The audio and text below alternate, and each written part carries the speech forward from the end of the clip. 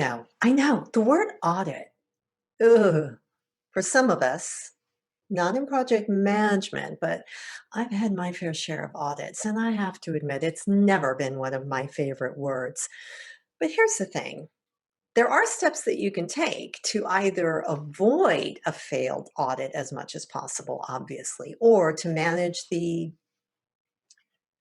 fallout from one. Determine, did the process fail or did the design fail? Integrate, periodic, and rigorously maintain scheduled reviews. That way, if you do catch something, you're going to catch it earlier rather than later.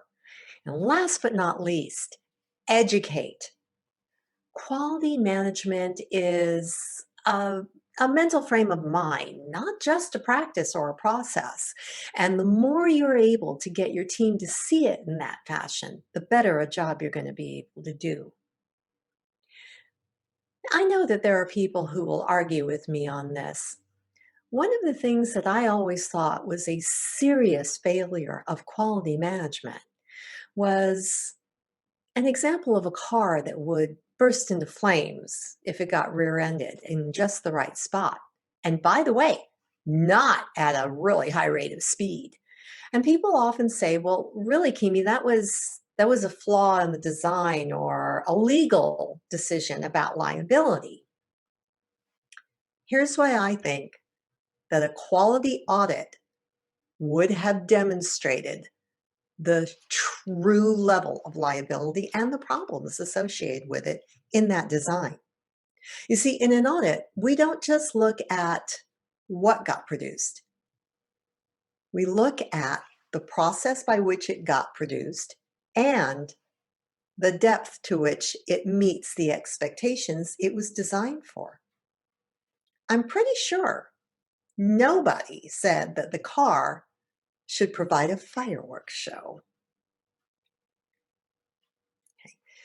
If in fact there had been a little bit more work up front on quality assurance and a more rigorous approach to doing interim peer reviews, that probably would not have happened quite the way it did. On the other hand, the past is the past, and I can't do anything about it. But if I can convince you that this three-step process is worth considering in your quality management in your projects, I will be a very happy person. Okay, so first, ask yourself, if we failed a quality audit, was it the process that failed, or was it somewhere along the lines, was it a design that failed?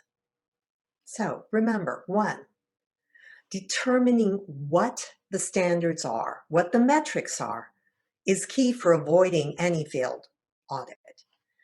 But if by chance or by misfortune you do have a failed quality audit, then determine whether the process failed, the design failed, or the initial elicitation of requirements failed.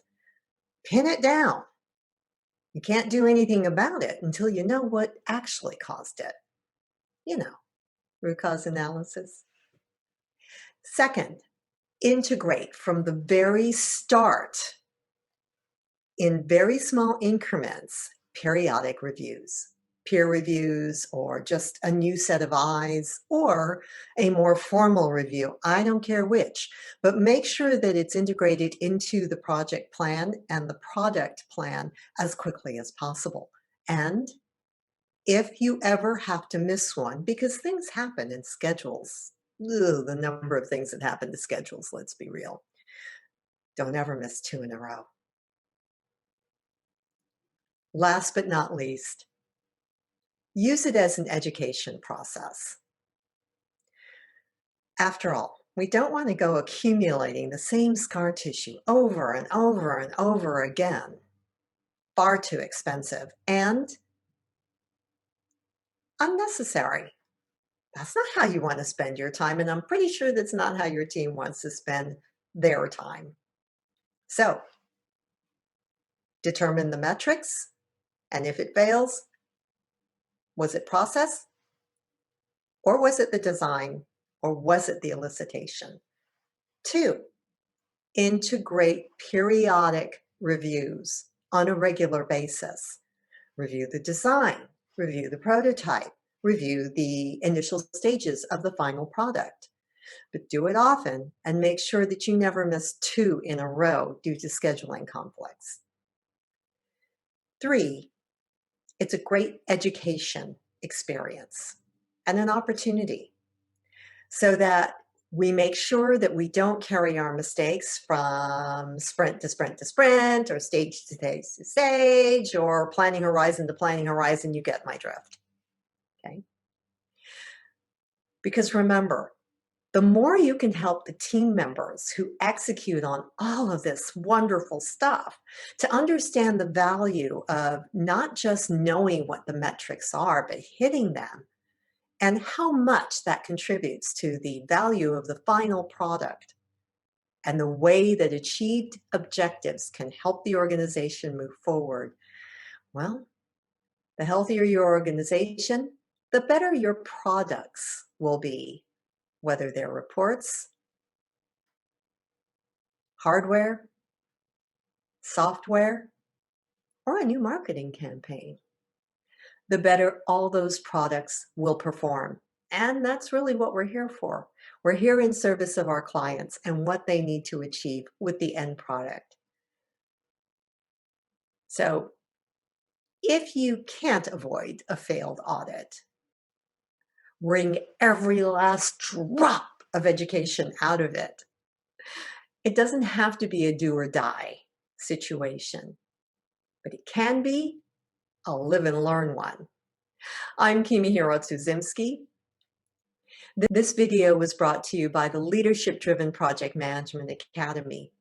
You can find our group on Facebook. We'd love to have you join us, or you could just, subscribe here. See you next time.